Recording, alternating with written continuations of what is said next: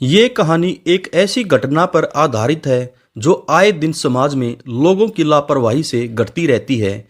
एक शहर में बच्चा चोर की बहुत अफवाह फैली थी। शहर के निवासी बात को हल्के में ले रहे थे, लेकिन कुछ दिनों के अंदर ही शहर से दो बच्चे गायब हो जाते हैं। बच्चों के गायब होते ही गांव में दहशत का माहौल छा जाता है। सभी अपने अपने बच्चों को घर से बाहर न निकलने की हिदायत दे देते हैं और प्रशासन को खबर दी जाती है। लेकिन मामला सिर्फ एक शहर का होता है, इसलिए इसे निचले स्तर तक हल करने का प्रयास किया जाता है। 2-3 दिन गुजरते ही दूसरे शहरों से 7 बच्चे गायब होने की खबर आती है। अब यह मामला बहुत ही गंभीर बन चुका था। कई शहरों में यह दहशत फैल चुकी थी। लोगों ने अपने बच्चों को बाहर खेलने जाने से रोक लगा दी थी। अब इस मामले को गंभीरता से देखते हुए एक पुलिस टीम को तैयार किया जाता है और उसे ये काम सौंपा जाता है। पुलिस टीम में एक अधिकारी और 2 युवा सहकर्मी होते हैं, जिनमें एक लड़का और एक लड़की होते हैं। टीम मामले को बारीकी से समझने का प्रयास करती है और उन्हें एक विचार आता है, क्यों न किसी बच्चे को प्रशिक्षित करके बच्चा गिरोह के सामने चारा बना के रखा जाए और जब वह लोग उसे उठाने आए तो उन्हें गिरफ्तार कर लिया जाए। लेकिन यह काम जोखिमों से भरा था, जिसमें एक मासूम बच्चे की जान को खतरा भी हो सकता था। इस वजह से इस काम के लिए आधिकारिक सहमति नहीं दी जाती है। पुलिस टीम को अपने दायरे से बाहर रह करके भी कुछ काम करने पड़ते हैं, इसलिए उन्होंने यह काम गुप्त तरीके से करने का इरादा बनाया और जिस शहर में ज़्यादा घटनाएं हो रही थी उस शहर के एक बच्चे को ढूंढने निकल गए। काफ़ी देर तक टीम पूरे शहर में घूमती रही, लेकिन उन्हें कोई ऐसा बच्चा नहीं मिला जिसके माता पिता यह कार्य करने के लिए तैयार हों। स्वाभाविक बात है, कोई भी इंसान अपने बच्चे को ऐसे जोखिम में जाने नहीं देगा। लेकिन तभी टीम को एक बच्चा नजर आता है जो रेल की पटरी के किनारे होता है। उसकी हालत बहुत ही दयनीय दिखाई दे रही थी। जैसे ही सारी टीम उसके पास पहुंची, वह बच्चा खड़े होकर पूछता है, अंकल आप लोग कौन हैं? पुलिस टीम एक दूसरे को देखकर मुस्कुराती है। उन्हें लगता है चलो इस शहर में एक तो हिम्मत वाला बच्चा है जो हमसे इस तरीके से पूछ रहा है। और वह बच्चे को कहते हैं, बेटा क्या तुम्हें बहुत से खिलौने चाहिए? बच्चा खुश हो जाता है और बोलता है, जी हाँ क्यों नहीं, लाइए दीजिए। लेकिन तभी पुलिस टीम में शामिल लड़की कहती है, बेटा खिलौने तो यहाँ नहीं हैं, तुम्हें हमारे साथ चलना होगा और वहीं जाकर तुम अपने मन के खिलौने पसंद कर लेना। लेकिन तभी बच्चा पलटकर जवाब देते हुए कहता है, नहीं, आप लोगों ने यदि मुझे पकड़ लिया तो वैसे भी शहर में बहुत से बच्चे चोरी हो रहे हैं।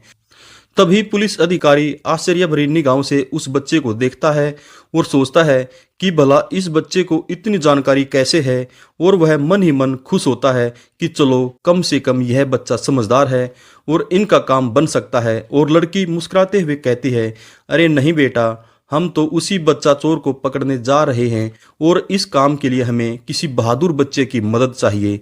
तभी वह लड़का पलटकर कहता है, मुझसे बहादुर तो यहाँ कोई भी बच्चा नहीं मिलेगा, आपको मैं आपकी मदद कर सकता हूँ। बच्चे की इतनी बहादुरी वाली बात सुनकर पुलिस टीम के हौसले बढ़ जाते हैं और वह बच्चे को लेकर अपने अनुसंधान के अंदर पहुँचते हैं। अंदर आते ही बच्चा चारों तरफ ताज्जुब के साथ देखता है और पूछता है, इतनी बड़ी बड़ी मशीनें और यह कंप्यूटर आप लोगों ने क्यों रखे हुए हैं? पुलिस टीम के अधिकारी बच्चे से कहते हैं, बेटा अंदर चलो, तुम्हें सब पता चल जाएगा। अंदर पहुंचते ही वह बच्चे को कंप्यूटर में एनिमेशन के जरिए सारी योजना को समझाने का प्रयास करते हैं।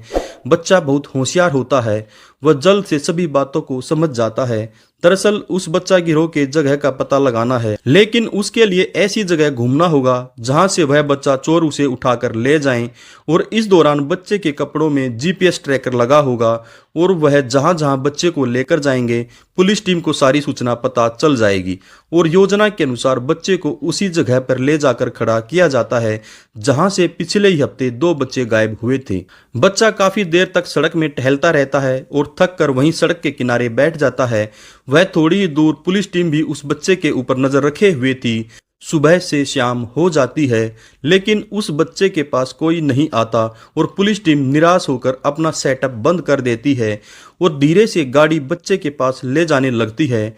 लेकिन जैसे वो बच्चे के पास पहुंचते हैं बच्चा वहां नहीं होता। सारी टीम चिंता में आ जाती है। तभी पुलिस टीम के अधिकारी टीम के बाकी सदस्यों को आदेश देते हैं, जल्दी से वापस अपना सेटअप स्टार्ट करो और जीपीएस से उसकी लोकेशन ट्रैकर पर देखो। वह बच्चे को अभी ज़्यादा दूर तक नहीं ले गया होगा। लेकिन जैसे ही वह जीपीएस ट्रैक करने के लिए लैपटॉप खोलते हैं उनकी चिंता और बढ़ जाती है, क्योंकि ट्रैकिंग खत्म हो चुकी थी और अब उन्हें भी नहीं पता था वह बच्चा कहाँ है। और यहाँ दूसरी तरफ वह बच्चा गाड़ी की डिग्गी में होता है, उसकी आंख में पट्टी बंधी होती है। दरअसल जैसे ही पुलिस टीम अपना सेटअप बंद कर रही थी उसी समय बच्चा उनकी रेंज से थोड़ा दूर जा चुका था। उसी समय बच्चा गिरोह वहीं से गुजरा था और अकेले घूमते हुए बच्चे को अपने साथ ले गया। बच्चे को ले जाकर एक अंधेरे कमरे में बैठा दिया जाता है। उसकी आंखों में पट्टी और हाथों में रस्सी बंधी हुई थी। काफी देर कोई आहट सुनाई नहीं देती तो बच्चा हिम्मत करके अपने पैरों की मदद से अपनी आंख की पट्टी हटाता है और वह देखता है कि कमरा कचरे से भरा हुआ है। ऐसा लगता है यह कोई गाड़ियों का गैराज है। तभी बच्चे की नज़र कमरे के ऊपर बनी खिड़की पर जाती है, लेकिन खिड़की बहुत ऊंचाई पर होती है जिसकी वजह से बच्चे को बाहर का कोई नज़ारा नहीं दिख पाता। बच्चा हिम्मती था इसलिए वह बाहर निकलने की कोई तरकीब लगाने लगता है। यहाँ पुलिस टीम उसी लोकेशन पर पहुंचती है जहां से बच्चे को उठाया गया होगा और काफ़ी निरीक्षण के बाद उन्हें उनका जीपीएस ट्रैकिंग डिवाइस सड़क पर पड़ा दिखाई देता है। उन्हें समझ में आ जाता है कि बच्चा गिरोह जरूर बच्चे को अपने साथ ले गया है। इत्तेफाक से पुलिस टीम भी उसी दिशा में कार से जाने लगती है जहां बच्चा गिरोह गए थे और यहां बच्चे को एक तरकीब सूझती है। वह कमरे में रखे हुए कार की बॉडी के एक टुकड़े को धीरे से घसीट कर लाता है और खिड़की के नीचे दीवार से टिका कर रख देता है और धीरे से दीवार का सहारा लेते हुए खिड़की तक पहुंच जाता है। जब वह बाहर जाकर देखता है तो उसे यकीन नहीं होता। यह कोई गैराज नहीं बल्कि यह बहुत बड़ी बिल्डिंग थी जिसकी ऊपरी मंजिल पर एक बच्चे को रखा गया था और इसी बिल्डिंग में बहुत से बच्चे अलग अलग जगह में बंद थे जो पहले बच्चे चोर गिरोह द्वारा उठाए गए हैं। बच्चा घबरा कर नीचे उतर आता है। तभी वह सोचता है क्यों ना कोई वस्तु खिड़की से बाहर की तरफ फेंकी जाए जिससे किसी को यह पता चले। वह एक छोटी सी लोहे की कील उठाकर बाहर फेंकता है। कुछ देर बाद एक कील और उठाकर फेंकता है और ऐसा लगातार करता रहता है।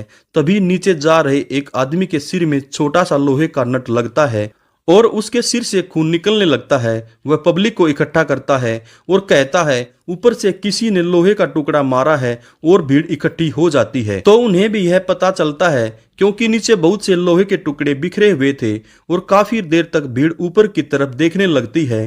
तभी उसी खिड़की से एक टुकड़ा और नीचे गिरता है और भीड़ को पता चल जाता है कि किस कमरे से यह हरकत की जा रही है। सारी भीड़ भागते हुए ऊपर बिल्डिंग में पहुंच जाती है, लेकिन बच्चा चोर गिरोह उन्हें अंदर आने नहीं देता।